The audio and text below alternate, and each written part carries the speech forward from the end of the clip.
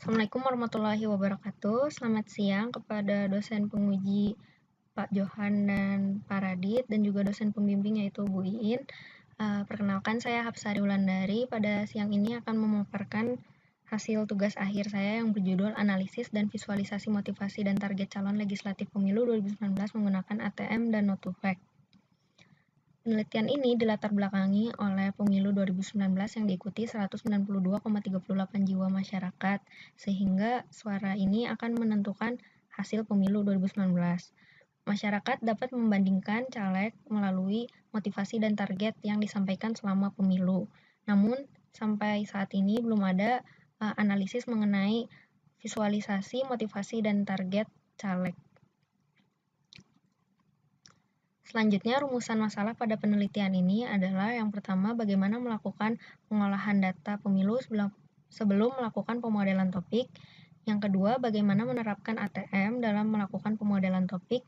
Yang ketiga, bagaimana melakukan pengelompokan similarity menggunakan Not2Fact. Dan yang terakhir, bagaimana cara melakukan visualisasi topik yang dihasilkan dari pemodelan topik. Batasan masalah yang digunakan pada penelitian ini adalah yang pertama, data yang digunakan merupakan data yang terdaftar di KPU. Lalu yang kedua, data yang diambil adalah beberapa jenis data seperti nama, tahun lahir, daerah pemilihan, motivasi, target, dan yang lainnya. Lalu yang ketiga, data yang digunakan adalah data DPRD Kota, DPRD Provinsi, DPR, dan DPD pada tahun 2019. Lalu pembuatan model dengan ATM dilakukan sebatas untuk menghasilkan topik dan motivasi target. Dan yang terakhir, penggunaan Not2Fact hanya sebatas untuk melakukan pengelompokan kemiripan pada topik yang telah dihasilkan dari ATM. Tujuan penelitian ini adalah memodelkan topik motivasi dan target yang dimiliki oleh setiap caleg dari seluruh partai yang kemudian divisualisasikan sehingga berguna untuk mengetahui topik motivasi dan target yang dibahas oleh para caleg pada masing-masing partai dan juga mengetahui kemiripan motivasi dan target antar partai. Manfaat penelitian ini yang pertama adalah bagi masyarakat mengetahui topik motivasi dan target yang dikemukakan oleh caleg pada pemilu 2019. Dan yang kedua, tersedianya data yang dapat digunakan untuk analisis secara umum terkait motivasi dan target selama pemilu 2019. Penelitian terkait pada pengerjaan TA ini yang pertama adalah salah satunya yang dilakukan oleh Umi Soima, yaitu yang berjudul Visualisasi Pengelompokan Topik Status Twitter Caleg berdasarkan kubu pendukung Capres dan Cawapres dalam Pemilu 2019 menggunakan ATM. Dasar teori yang pertama adalah pemilu. Pemilu merupakan sarana kedaulatan rakyat untuk memilih DPR, DPD, Presiden, dan Wapres. Terdapat 16 partai nasional dan 4 partai lokal yang mengikuti pemilu 2019, di mana setiap partainya terdapat kurang lebih 500 caleg yang akan memperebutkan posisi pada 80 dapil. Lalu data yang didapatkan seluruhnya akan digunakan untuk penelitian. Gunanya untuk mengetahui motivasi dan target yang direpresentasikan oleh setiap partai pada pemilu 2019. Lalu selanjutnya terdapat metode yang digunakan yaitu Order Topic Model. ATM merupakan model generatif pengembangan dari Latent Dirichlet Allocation yang memuat informasi mengenai penulis atau author. Pada metode ini, topik dihasilkan merupakan hasil dari distribusi kata, sementara author yang dihasilkan merupakan hasil dari distribusi topik.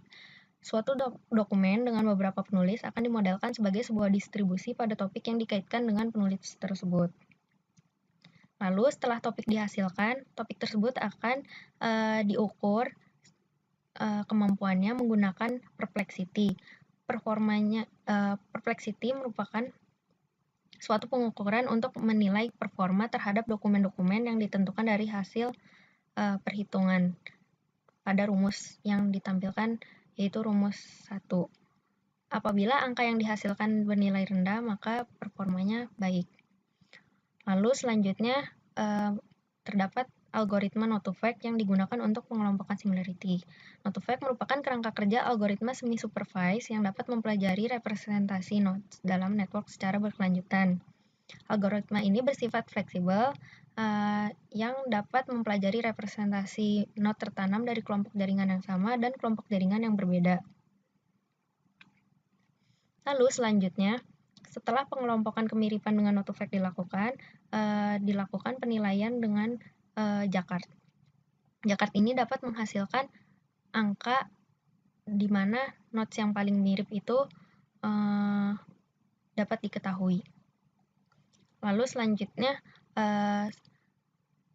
hasil pengelompokan similarity dan topik yang dihasilkan oleh ATM divisualisasikan menggunakan kedua library Python yang bernama Plotly dan Matplotlib. Selanjutnya adalah mengenai metodologi pelaksanaan tugas akhir. Setelah studi literatur dilakukan, selanjutnya dilakukan akuisisi data, dan seterusnya yang akan dibahas selanjutnya. Yang pertama, akuisisi data. Data seluruh caleg yang tersedia pada infopemilu.kpu.go.id diambil dan disimpan dalam format CSV. Lalu untuk data pemenang diambil dari halaman pemilu2019.kpu.go.id. Setelah data didapatkan, data tersebut dilakukan preprocessing yaitu cleansing, scaffolding, stemming, tokenization, dan stopwords removal. Lalu, setelah di preprocessing, data tersebut akan dibentuk menjadi dictionary dan corpus menggunakan script Python. Dictionary merupakan kumpulan kata-kata unik, sementara corpus merupakan kumpulan kata dengan label tertentu. Setelah itu, dokumen hasil preprocessing juga dihubungkan dengan masing-masing author. Di sini authornya adalah partai. Setelah topik dihasilkan, topik tersebut akan divalidasi menggunakan Perplexity, lalu setelah topiknya ditentukan, akan divisualisasikan. Selanjutnya, topik yang dihasilkan dari ATM akan dikelompokkan berdasarkan kemiripannya, dan berikut ini merupakan tahapan pada penggunaan Node2Fact. Selanjutnya adalah perancangan, di sini ada arsitektur sistem. Setelah seperti yang dijelaskan sebelumnya, pertama-tama data diakuisisi dari website, lalu disimpan dalam bentuk CSV, dan dimodelkan menggunakan LDA dan ATM. Setelah itu dikelompokkan menggunakan Node2Fact dan divisualisasikan. Pengambilan data. Data pemenang DPRD diambil dari website KPU menggunakan script Python dan PHP.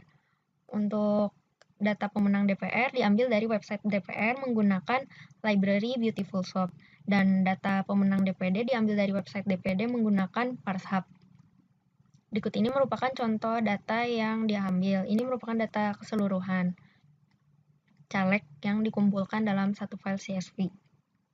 Lalu setelah data berhasil dikumpulkan, data akan dipreprocessing menggunakan script Python yang terdiri dari beberapa library yaitu Gensim, NLTK, dan Sastrawi. Lalu dihasilkan data yang bersih. Data yang telah bersih akan digunakan untuk pemodelan topik. Sebelum dilakukan pemodelan topik, data tersebut akan dibentuk menjadi dictionary dan corpus. Lalu setelah itu dimodelkan dengan beberapa iterasi yang telah ditentukan, hasilnya dievaluasi menggunakan Perplexity dan ditentukan jumlah topik yang sesuai berdasarkan nilai Perplexity yang terbaik, lalu dihasilkan model topik yang telah ditentukan. Selama pemodelan topik menggunakan LDA dan ATM, selain dictionary dan corpus sebagai input, terdapat input lainnya yaitu jumlah iterasi, jumlah phases, dan jumlah topik yang ditentukan oleh kita angkanya. Setelah itu dihasilkan output modelnya.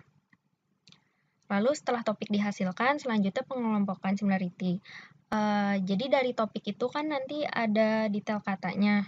Jadi satu topik itu terdapat beberapa kata, dan terdapat autor yang menulis topik tersebut, dan terdapat topik kategorinya itu. Nah, ketiga data ini akan digunakan sebagai input dari algoritma Node2Fact ini, akan dibentuk graph. Graph itu kayak hubungan gitu antara node sama edge. Terus udah gitu dari graph itu akan dibentuk menjadi suatu embedding. Embedding merupakan ruangan berdimensi rendah sehingga dapat dimasukkan ke dalam algoritma Node2Fact. Setelah pengelompokan similarity ini dihasilkan, nantinya akan divisualisasikan menggunakan NetworkX, TSNE, dan Matplotlib. Dan untuk mengetahui nodes yang paling mirip, digunakan penilaian Jaccard. Nah, di sini terdapat rancangan yang akan dibuat untuk pemodelan topik, yaitu berbentuk bar chart. Lalu selanjutnya adalah hasil dan pembahasan. Secara umum, dataset yang didapatkan adalah sejumlah 36.889 baris. Namun, hanya 50.084 data yang memiliki motivasi dan target. Sisanya tuh bernilai 0, tidak ada motivasi dan targetnya. Nah, di sini bisa dilihat sebarannya dari beberapa partai yang memiliki motivasi ada berapa dan yang tidak memiliki, maksudnya secara keseluruhan ada berapa. Lalu dari 50.084 data tersebut, setelah diprocessing, datanya adalah 3.927. Dan total token unik yang dihasilkan adalah 1.377 dengan total order yaitu 16, yang menandakan 16 partai di sini. Lalu, setelah dihasilkan model topik dengan LDA, jumlah topik yang ditentukan untuk motivasi dan target keduanya adalah berjumlah 5. Hal ini dikarenakan rata-rata terendah ada pada topik tersebut. Dan di sini ada detail kata yang menyusun topik motivasi dengan LDA. Di sini ada detail kata yang menyusun topik target dengan LDA. Lalu dari detail kata tersebut, masing-masing topik diberi kategori nama. Sebagai contoh, pada topik 0 motivasi terdapat kategori pembangunan daerah. Lalu selanjutnya setiap kategori tersebut divisualisasikan dalam bentuk bar chart. Pada topik motivasi, isu agama memiliki probabilitas tertinggi, sementara pada topik target, pemilihan umum memiliki probabilitas tertinggi. Dan di sini terdapat visualisasi detail kata yang menyusun masing-masing topik. Sebagai contoh, pada topik 1, kata abdi memiliki probabilitas tertinggi. Dan ini juga detail kata yang menyusun topik target. Sebagai contoh, pada topik ke-1 terdapat kata bangun yang memiliki probabilitas tertinggi.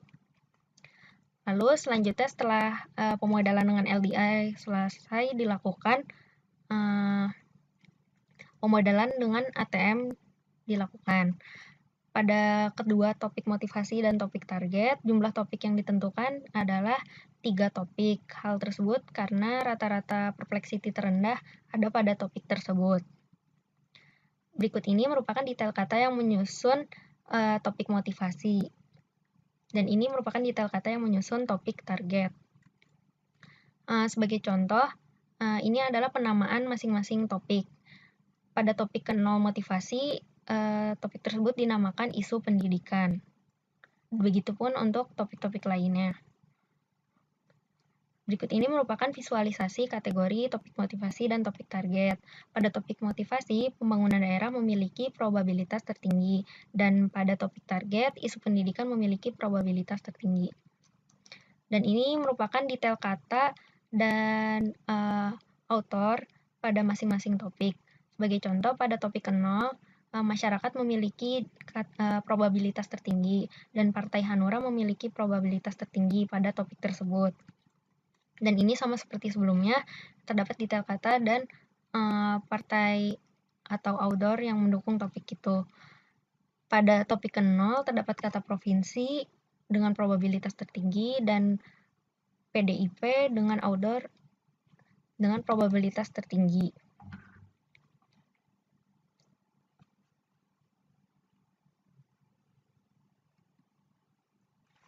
Selanjutnya, terdapat perbandingan antara data keseluruhan caleg dan pemenang. Di sini sebagai contoh, motivasi dengan LDA. Yang terbanyak dibahas oleh keseluruhan caleg adalah mengenai kesejahteraan masyarakat, sementara yang terbanyak dibahas oleh pemenangnya saja itu mengenai pergerakan nasional. Begitupun untuk target LDA, motivasi dengan ATM, dan target dengan ATM. Lalu selanjutnya, terdapat pengelompokan similarity menggunakan AutoFact. Di sini ada visualisasi grafnya menggunakan Network X, yaitu menggunakan data topik motivasi, topik target, dan topik motivasi digabungkan dengan data target. Yang pertama, ini adalah visualisasi scatter plot pada topik motivasi. Di sini kita bisa lihat di tabel Partai yang memiliki kemiripan motivasi tertinggi adalah Partai Golkar dan PSI. Sehingga di sini diartikan bahwa motivasi kedua partai tersebut memiliki kemiripan yang sangat tinggi. Lalu untuk topik target, sebenarnya terdapat 10 partai yang 10 baris angka 1 yang paling mirip, dan salah satu contohnya adalah Partai Hanura dan Garuda yang memiliki kemiripan target.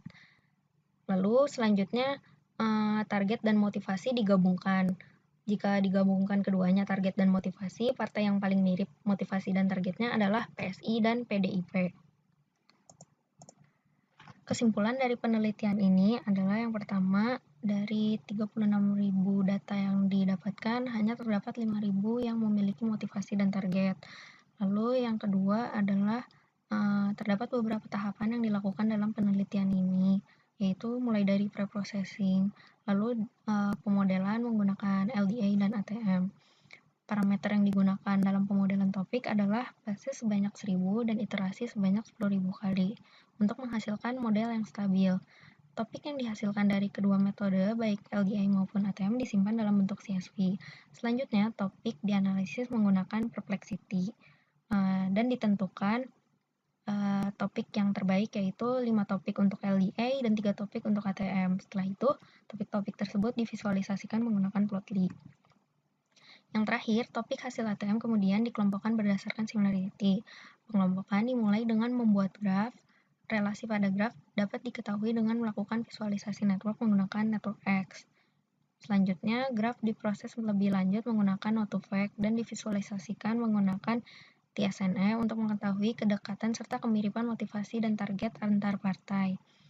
Tingkat kemiripan diukur menggunakan koefisien Jakart, di mana semakin tinggi nilainya maka semakin mirip motivasi target antar partai.